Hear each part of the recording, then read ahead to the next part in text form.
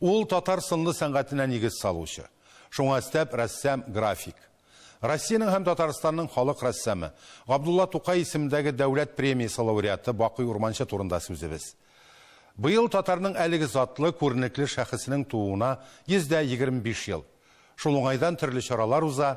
Бу көннәрдә аны Габдулла Тукай әдәби музейында да искә алдылар. Махсус күргәзмә ачылды. Милли музей фондларыннан документлар, хатлар, фоторәсемнәр тәкъдим ителгән. Сынлы сәнгатьнең аксакалы Бакый Урманчы безнең шәхесләр сәхифәсендә.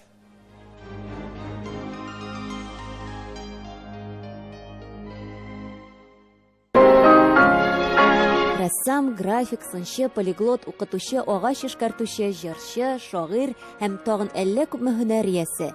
Үз гомерендә ул ачлыкны да күрә, гражданнар сугышын, репрессияләрне дә кичерә, төрле шәһәрләрдә яшәргә туры килә. Бакый Урманчы үзе тулы бер эпоха.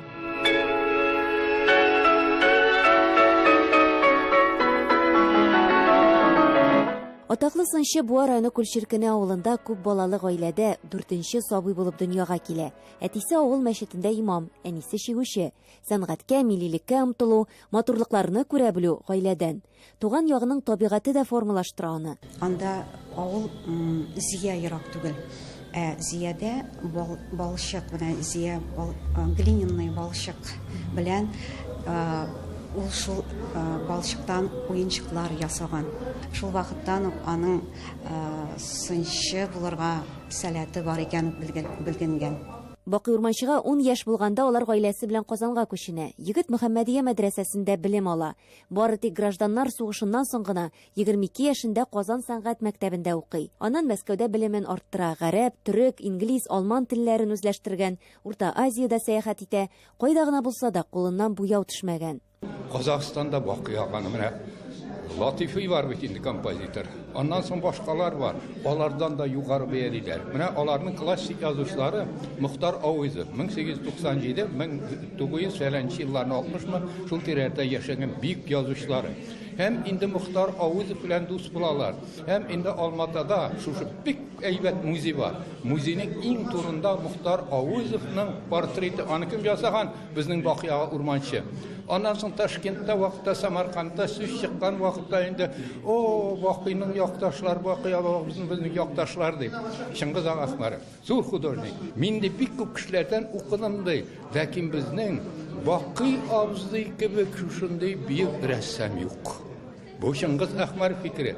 Шуңа күрә хәзер менә без инде менә шундый бик затларыбызның кадерен билик. Тик илнең тарихында кара тап булып уелып калган заман килә. Репрессияләр Бакый Урманчыны да аямый. 1929 елда көтмәгәндә остаханәсенә кирип кулга алалар. Милләтчелектә гаепләнеп 5 елга хөкем ителә һәм Славки утрауларына җибәрелә. Күргәннәре бары тик аның моңсу күзләрендә генә чагыла иде диләр. Әйҗаты нигездә оптимистик рухта. Бакый аганың һәр вакытта да аның үзенең фәлсәфәсе картиналарда чагылыш таба. Ул тормышны ярата. Шуңа күрә дә ул тормышның тискәри якларын күрергә тырышмый, уларның уңай якларын күрергә тырыша. Монда аның инде поэтик фикерләве, аның поэтик сурәтләве чагылыш таба. Чөнки ул үзе дә шагыйрәнә кеше, шагыйрь. Шул вакытта ул музыканы ярата. Фольклордагы кебек халыкчан һәр вакытта да күтәренке рух белән яза. Ул чынлап торып та романтик.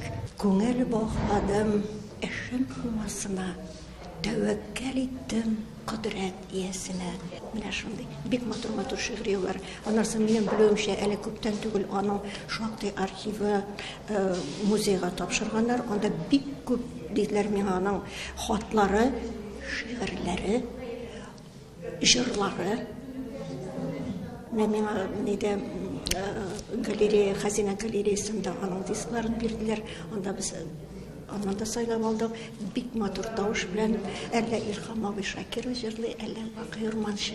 Сезнең әле алга таба безнең тамашачыларыбызны, сезнең телевидениегезне караган тамашачыларыбызны, милләтебезне шаккатырасыбыз бар әле безнең. وسبحوا بكرة وأصيلا. Ул эшен һәр вакыт дуга белән башлаган, Коръәнне көйләп укыган. Көндә иртәнге намаздан соң остаханәсенә ашыга. 6да инде ул баш аягы белән иҗатка чумган. Когда он работал, Вот он как бы не веселился, а вот так спокойно был и даже немножко, вот как сказать, чуть грустный. Вот это как бы было ему характерно. Он привык преодолевать препятствия и трудности. Вот. И это состояние было ему хорошо знакомо. Аның эшләрендә суфичылык рухы да туемлана. Иҗатында көнчыгыш мәдәнияте чагылыш таба, шул ук вакытта татар сәнгать агымнарын да куллана. Безнең татар халкының хәзерге тормышы да яхшылап күрсәтелмәгән. Аннан соң тарихи тормышы безнең бит сәнгатьтә аз күрсәтелгән бик. Бездә лә эшли торган һәм тарихыбыздан, һәм хәзерге хаятыбыздан ясала торган нәрсәләр бик күп. Demek materyal diyen tabii materyal bizim ressamlar için tulu. Мен аның белән сирәкне аралашырга туры килде. Ул бик эрудицияль, укымышлы зат иде. Мөхәммәдия бетергән кешеләр арасыннан университеты, Европа университет академиясында бетергәннәргә караганда бик затлар чыккан. Һәм менә ул шушында укыган, шушында тәрбияне алган, тиешле милли дини тәрбияне алган. У нас разница большая была, мне чуть за 20, а ему уже вот в моем возрасте был там уже там за 70. Вот. А мы когда общались, вот у нас как бы не чувствовалось как бы разница в возрасте. Он свою высоту, даже возрастную, не использовал там в общении. Әле исән чагында ук Бакый Урманчы инде татар сәнгатенең классигына әверелә. Хәзер дә аны онытмыйлар. Казанда Бакый Урманчы музее бар. Аның турында фильмнар төшерелгән. Шулай ук төрле шәһәрләрдә аның исеме белән урамнарны атыйлар. Казанның үзәгендә сынчы, фотограф, рәссам Бакый Урманчыга әнә шундый һәйкәл тора. Аны 1997 елда ачалар. Кырлайдагы Габдулла Тукай музее да Бакый Урманчы эскизы буенча әзерләнгән. Казандагы Тукай әдәби музеенда торган шагыйрьнең бюстын Бакый Урманчы ясый. Гомумән, сынчы иҗатында Габдулла Тукай әсәрләре, аның геройлары бик күп һәм алар төрле үсеш кичерә. Бакый Урманчы ул шөгыльләрне ясаган беренче авторларның, беренче рәссамнарның берсе. Анда 2000 шөгыльләрне дә усал, елмаючан, шаян шөгыльләрен дә күрергә мөмкин. Әлбәттә, менә Бакый Урманчының кыйммәте дә шунда. Ул һәрбер сүрәтләнгән геройны, җан иясен дип әйтегәндә шөгыльләрне шул исәптән хәрәкәттә сүрәтли. Милли музей фондларында Бакый Урманчы эшләре шактый. Әдәби музейда оештырылган күргәзмәдә рәсемнәреннән тыш төп нөсхәдә документлар, хатлары да тәкъдим ителгән. Мисал өчен композитор Нәҗип Җиһановка кайгы белдереп язган телеграммасы. Алар бик дус булганнар. Как вспоминал Жиганов, он, проходя по Кузнецкому мосту, обращал внимание на очень интересные акварели, подписанные Урманче.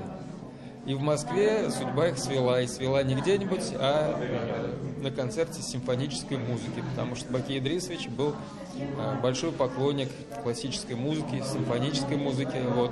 И даже по такой легенде семейной, это был концерт, на котором исполнялась первая еще студенческая симфония Назиба Жиганова. Они познакомились, подружились и эту дружбу сохранили на всю жизнь. Туган авылы Күл ширкенендә Бакый Урманчының йорты сакланмаган. Аның урынында мәктәп. Ерак түгел 2012 елда аның музеен булдыралар. Безнең музейда гына Айдар Урманчы безгә бүләк иткән аның посмертный маскасы саклана һәм уң кулы. Аның Саловкида булган вакытта чорда аның шәхси кружкасы, гимнастеркасы да бар безнең музейда. Хәзер Буа шәһәрендә дә музей булдырган ниятлиләр проектын инде әзерлиләр. Гомумән, Бакый Урманчының иҗат эшләре Россия һәм Берләшкән Дәүләтләр Берлегенең 20 музее фондларында саклана. Бүгенге көндә безнең менә аспирантыбыз Мингалиев Марат Искәндәр улы Бакый Урманчының графикасына багышланган монография чыкты. Бу безнең Галимҗан Ибраев исемендәге Тел һәм әдәбият сәнгать институты нәшер итте. Әле менә яңа гына табадан төште. Фильм әзерлим, документаль фильм, бу кыска метражлы фильм була. Эльвира Хөснетдинова, Татарлар, Казан.